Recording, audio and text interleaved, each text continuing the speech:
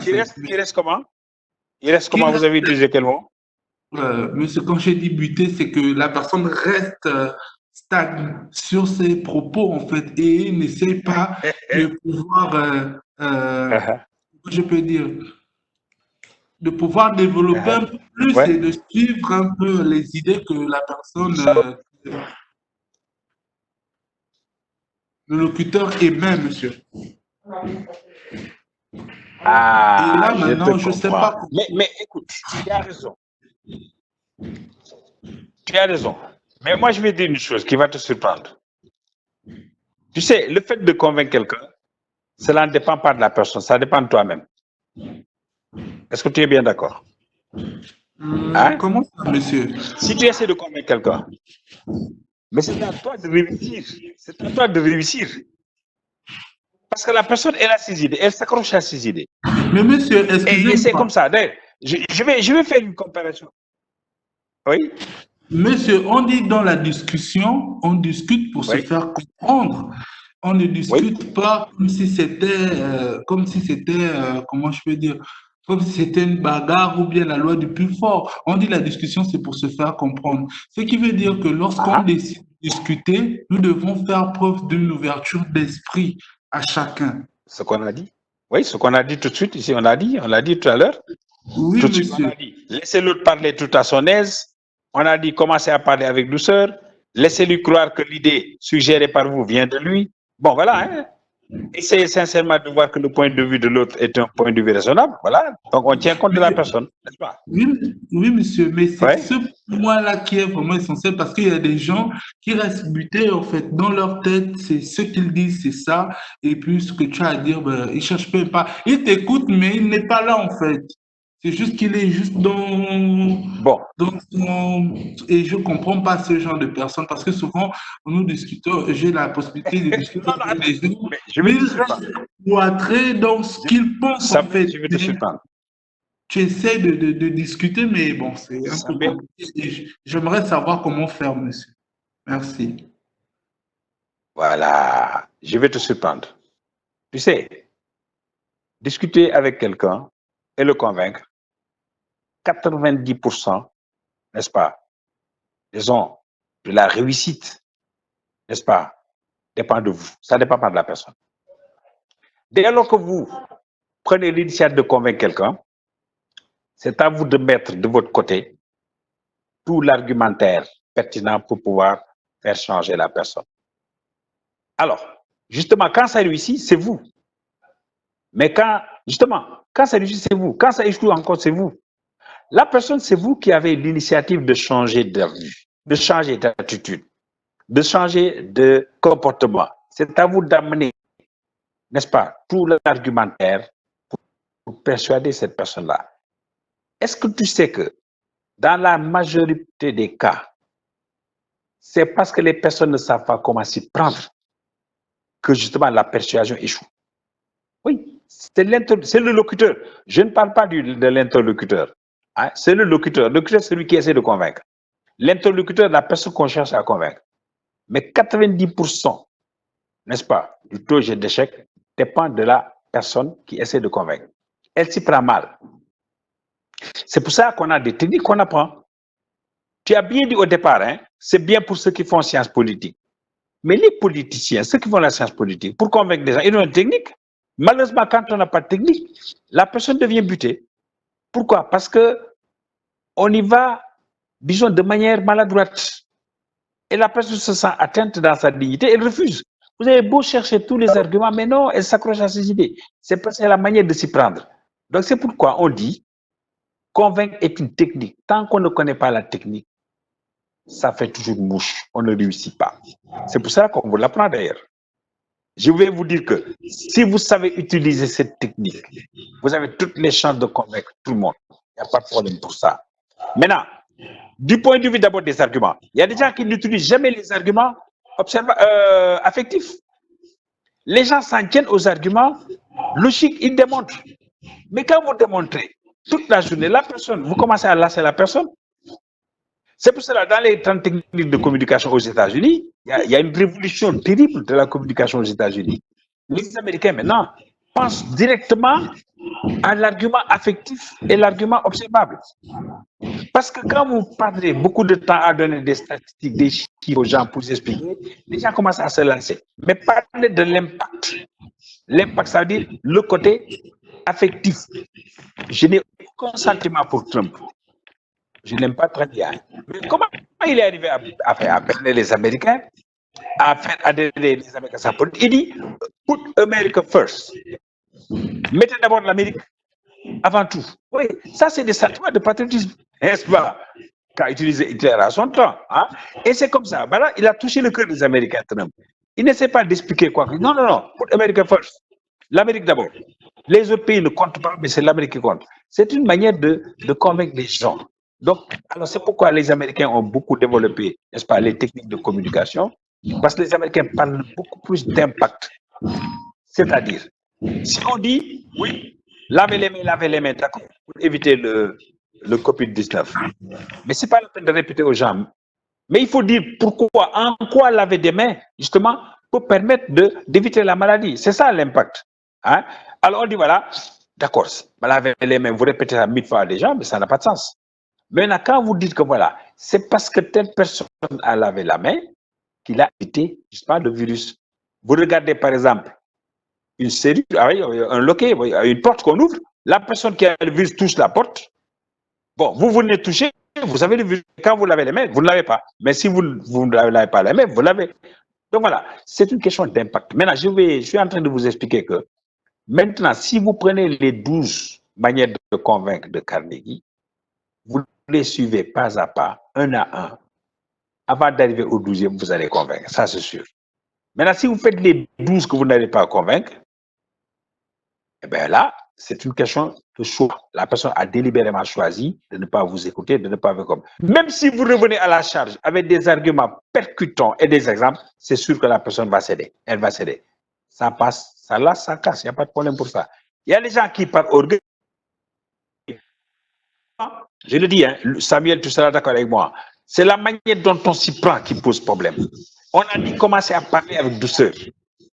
On a dit si vous avez tort, admettez-le. Laissez-le parler à l'aise. Voilà des éléments qui forcent toujours, qui créent ce qu'on appelle les faux départs dans les discussions, si vous voulez convaincre quelqu'un. Si vous voulez convaincre quelqu'un, vous parlez avec condescendance, vous parlez fort. Si vous discutez avec quelqu'un, vous lui faites comprendre que la personne ne sait rien, elle ne comprend rien, elle est nulle. Si vous discutez avec quelqu'un, vous ne laissez pas parler, mais la personne, elle va se rebiffer. C'est comme dans sa carapace, elle ne va plus vous écouter parce que vous avez atteint sa dignité. Tout ce que vous allez dire du matin au soir, elle ne vous croira pas parce que vous avez fait une offense à sa dignité, à sa délicatesse. C'est pour ça que beaucoup de gens ont des problèmes dans justement la persuasion parce qu'ils vont être dégratigner la personne avec laquelle ils parlent. Soit dit, oui, non, vous êtes nul, vous ne pouvez pas comprendre ce que je suis dit, oui, oui, vous ne savez rien. Voilà. Quand vous attaquez la personne, c'est l'hostilité. C'est la rébellion. Dès lors que vous attaquez la personne, elle se fait une rebelle. Elle se fait un rebelle, évidemment, mais elle ne veut plus vous suivre. Parce que c'est une question d'unité. C'est pour cela qu'il faut y aller avec beaucoup d'humilité. Alors, si quelqu'un utilise des arguments logiques, arguments affectifs, arguments observables, c'est sûr qu'à 90%, il a toutes les chances. Maintenant, il faut savoir comment s'y prendre. Comment s'y prendre, ça veut dire éviter d'attaquer la personne, éviter de personnaliser le débat, éviter de froisser la personne. Voilà, ça me ce qu'on peut dire. Alors, si tu dis ça, tu me diras un jour que tu as parfaitement réussi. En sciences politiques, ça va vraiment avec ça. Parce que vous avez affaire à des hommes, n'est-ce pas? À des êtres humains. Les êtres humains, ils ont toujours leur orgueil, ils ont toujours leur délicatesse. Il faut savoir gérer ça. Bon. Merci, monsieur. Allô. Voilà, Samuel.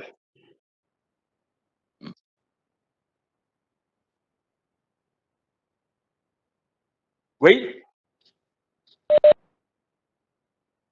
Oui? Monsieur? Ah, Salif me revient. Mon ami Salif, comment vas-tu? Merci, Salif. Oui? Mm-hmm.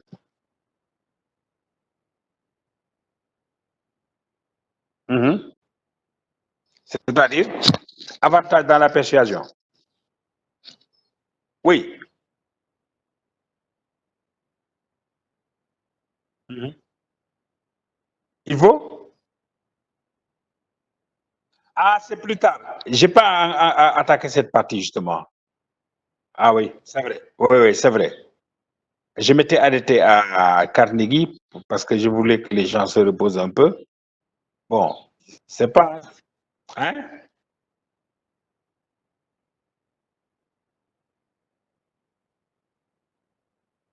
Oui. Ah, et moi, je voulais attendre cette partie-là demain, la prochaine fois, n'est-ce pas? Parce que comme c'est un peu compliqué, je préfère, bon, voir ces points-là d'abord, comment convaincre, et les éléments d'Al Carnegie, et puis demain, on attaque le reste.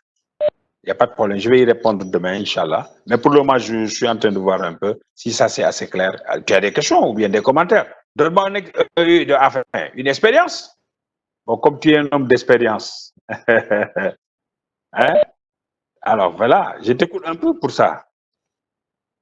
Sur les éléments de Dal Carnegie, quel est l'élément qui vous paraît le plus pertinent ou qui...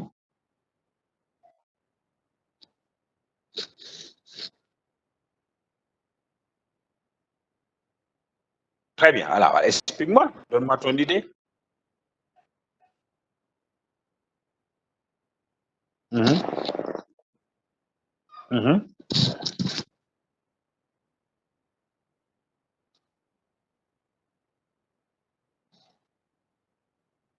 mhm. Oui, très bien.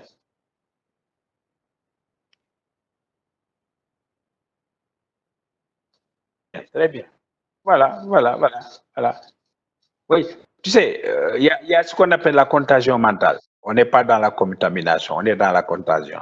Alors, on parle de transmission de vibrations positives. Salif, si tu parles avec quelqu'un, si tu as un esprit positif, tu as toutes les chances de persuader la personne, n'est-ce pas? Il faut que toi-même tu sois positif, que tu y ailles avec un esprit positif. Et c'est ça qu'on appelle la contagion mentale positive.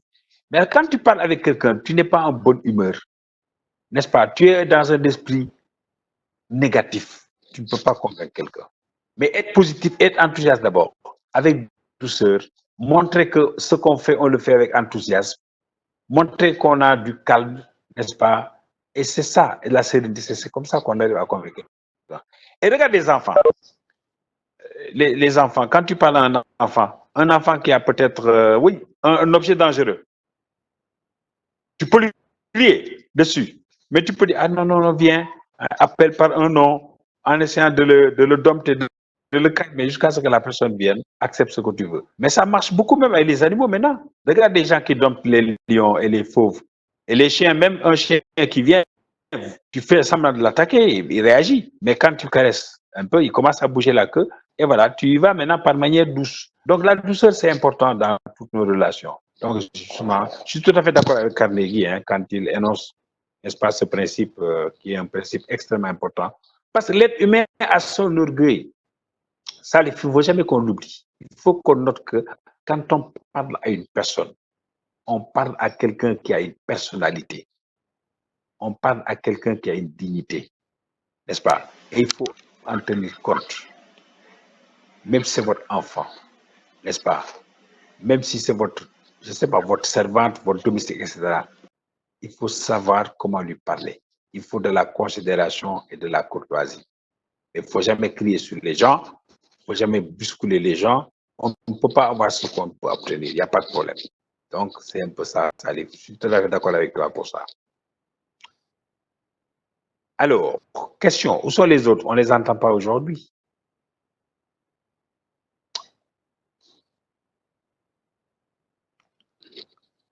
Alors, les autres, oui? Oui, oui, vous aussi. Allô? Sur, oui? Hein? Lequel? Ah, oui, d'accord, d'accord, c'est vrai. Alors là, vous savez, hein, c'est Oui, vous savez, c'est très important. On est des êtres humains. On essaie de créer un choc, n'est-ce pas? Le poids des mots et le choc des idées. C'est comme ça qu'on dit. Il y a des mots quand vous l'utilisez, vous avez beaucoup plus de chances de rappeler la personne à l'ordre. Par exemple, les gestes de barrière. Quand tu dis à une personne de porter un masque, la personne réfléchit, elle n'aime pas. Oui. Tu dis 2 fois, la personne, ah bon, tu ne veux pas porter de masque? Tu as vu les morts qu'il y a, n'est-ce pas? Tu vois, quelqu'un qui sort de porter de masque, tu as vu, hein, c'est ça. Avec ce qu'on appelle les cas communautaires, tu as toutes les chances de gober la maladie. Voilà, ça, on essaie de frapper l'imagination de la personne, même si ça lui peut arriver. Ou bien, oui, on dit, tu refuses de te laver les mains, tu vas te retrouver là-bas à Diamniadio, en quarantaine, avec les appareils respiratoires. Et tu vois que ça vraiment, ça n'en vaut pas le coup. Voilà, on essaie de parler à la personne pour lui faire peur un peu, pour la sensibiliser, n'est-ce pas? Donc, c'est frapper la vue et l'imagination. Donc, c'est pour cela, il est bon, quand quelqu'un s'entête, n'est-ce pas, à s'accrocher à son idée, parfois, il faut utiliser cet argument-là. Oui. Bon, maintenant, ça peut être positif comme ça peut être négatif. Hein? Quand on dit, oui, quelqu'un qui a réussi dans sa vie, oui, par exemple, c'est pas ça se fait aux États-Unis. Les gens aiment bien faire passer des gens qui ont bien réussi dans la vie, hein, pour que les gens s'inspirent de leur exemple. Oui, on vous amène quelqu'un, on vous dit voilà, cette personne-là est à la NASA, hein, oui, parce qu'elle a fait telle étude. Alors voilà, quand cette personne vous la promenez dans les écoles, les gens regardent la personne, bon, ça les inspire à faire bien, n'est-ce pas, à réussir, n'est-ce pas? Donc voilà, le côté positif aussi est là. Donc on essaie de frapper l'imagination. Les gens aiment bien. La publicité d'ailleurs est très féconde un peu de ce système-là. La publicité vous fait toujours voir des choses, n'est-ce pas, avec, disons, beaucoup disons, comment on l'appelle encore, des choses qui vous frappent la vue. Parce que quand on vous montre des produits, une belle voiture, par exemple, publicité, ou bien un iPhone, etc., on le montre sous ses aspects les plus reluisants, mais tout de suite, ça frappe votre vue, n'est-ce pas? Ou on vous dit, oui, imaginez, si vous le faites, vous allez vous retrouver quelque part où tout va bien, etc., voilà. Donc, c'est un peu ça, frapper la vue et l'imagination. Ça peut être du bon côté, comme ça peut être du mauvais côté, n'est-ce pas? Là, salut.